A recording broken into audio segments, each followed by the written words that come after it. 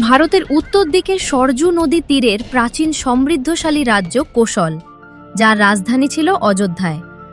সূর্যবংশীয় রাজা দশরথ ছিলেন এই রাজ্যের রাজা।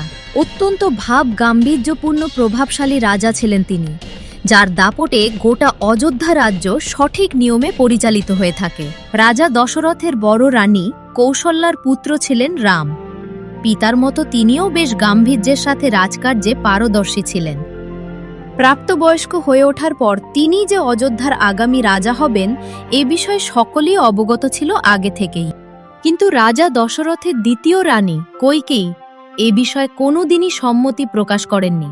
নিজের পুত্র ভরতের রাজা হওয়ার পথ সুগম করতে কুধিমন্থরার কুপরামর্শে রামকে বনবাসে পাঠানোর জন্য রাজা দশরথের সাথে কৌশল করেন। অগত্যা রামচন্দ্র পিতৃসত্ত্ব পালনের জন্য হাসি মুখে 14 বছরের জন্য বনবাসে চলে যান।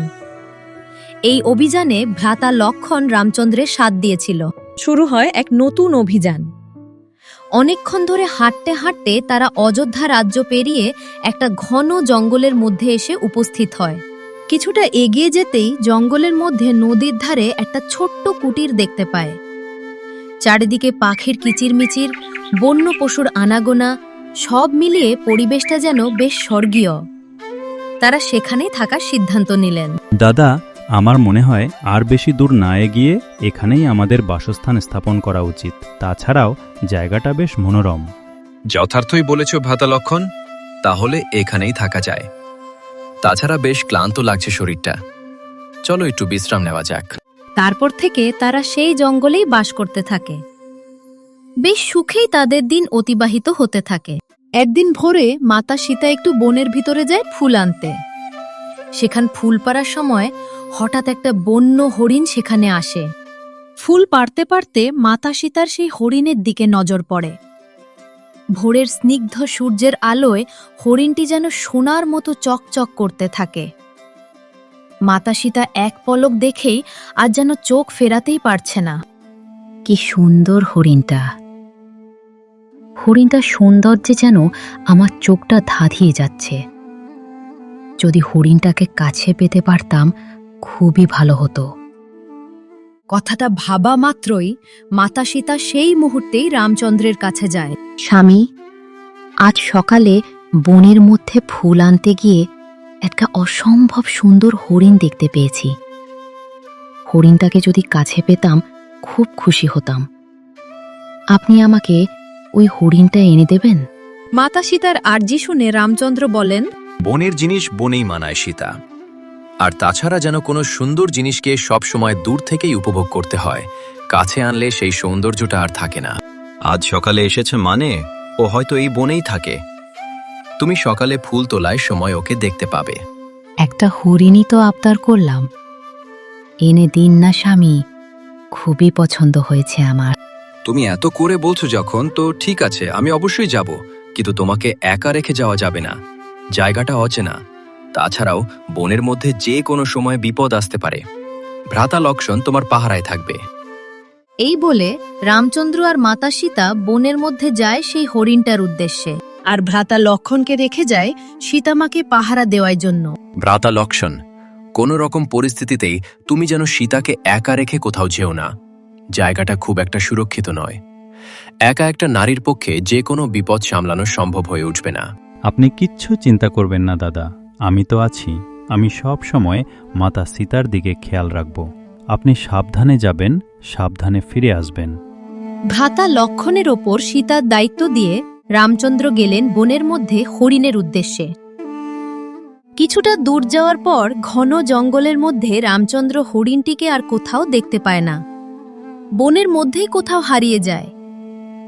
এদিকে মাতা সীতা স্বামীর ফিরে আসার অপেক্ষায় অধীর আগ্রহে বসে থাকে। হঠাৎ মাতা সীতার মন বিচলিত হয়ে ওঠে। তিনি উঠে দাঁড়ান। তার মনে হয় তার স্বামী হয়তো তো তাকে ডাকছে। তিনি আশঙ্কা করেন তার স্বামীর হয়তো কোনো বিপদ হয়েছে। সীতাকে বিচলিত হতে দেখে ভ্রাতা লক্ষণ তার কাছে আসে। লক্ষণ, আমার মনে হচ্ছে তোমার দাদার কোনো একটা বিপদ হয়েছে। তুমি এখনই বনের দিকে যাও, গিয়ে দেখো উনি ঠিক আছেন কিনা।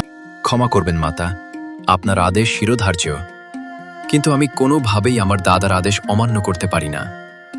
উনি আপনার দায়িত্ব আমাকে দিয়ে গেছেন। আমি আপনাকে একা রেখে কোনোভাবেই যেতেই পারবো না।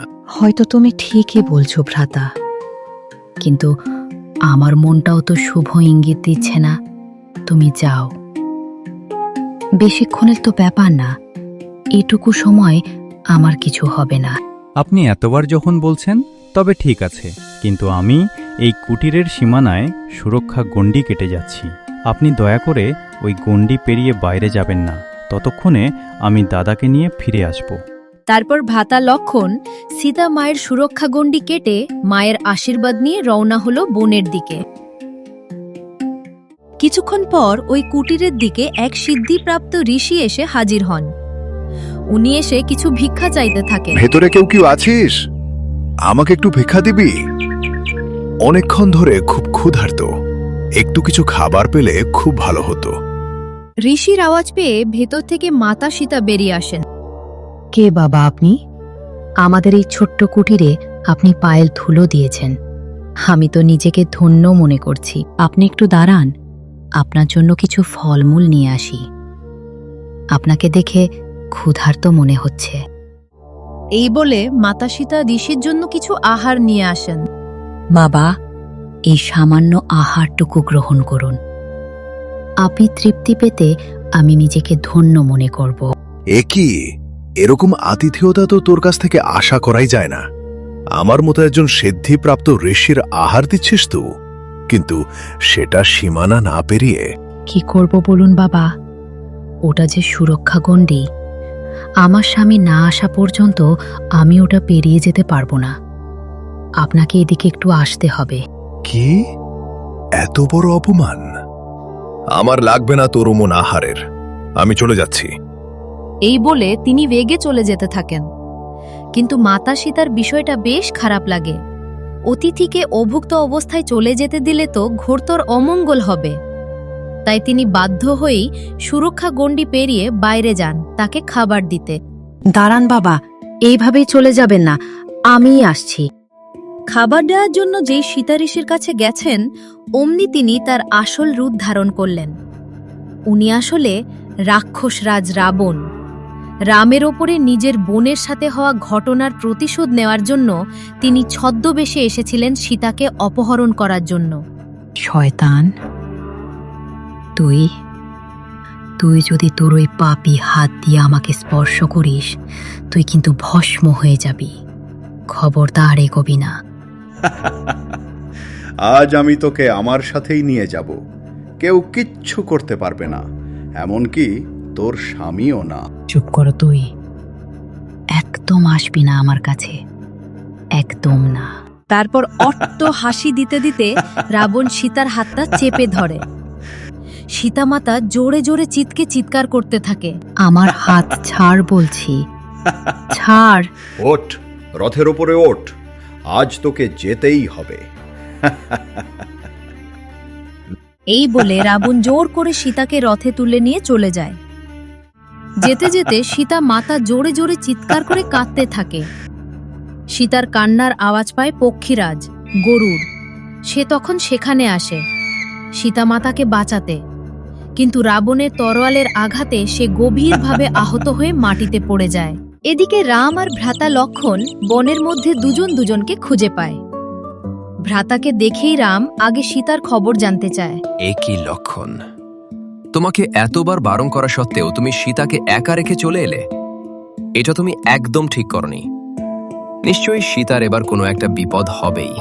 ক্ষমা করবেন দাদা, আসতে মাতা সীতা আমাকে এতটা জোর করল যে আমাকে আসতেই হলো। তারপর হঠাৎ তারা কথা বলতে বলতে একটা অদ্ভুত আওয়াজ পাচ্ছিল বনের মধ্যে। কিছুটা লক্ষ্য করতেই তারা দেখতে পেল গরুড় আহত হয়ে মাটিতে পড়ে আছে। তারা তাড়াতাড়ি সেখানে গেল। কি হলো গরুর? তোমার এরকম অবস্থা কি করে হলো? কে করলো? আমাকে ক্ষমা করবেন রামচন্দ্র, আমি অনেক চেষ্টা করেও মাতা সীতাকে বাঁচাতে পারিনি। ওই দুষ্ট রাবণ মাতাকে তুলে নিয়ে গেছে, আমি কিছুই করতে পারিনি। গরুরের মুখ থেকে সীতার অপহরণের কথা শুনে রামচন্দ্র রাগে দুঃখে অনুতাপে একদম বিপর্যস্ত হয়ে পড়েন।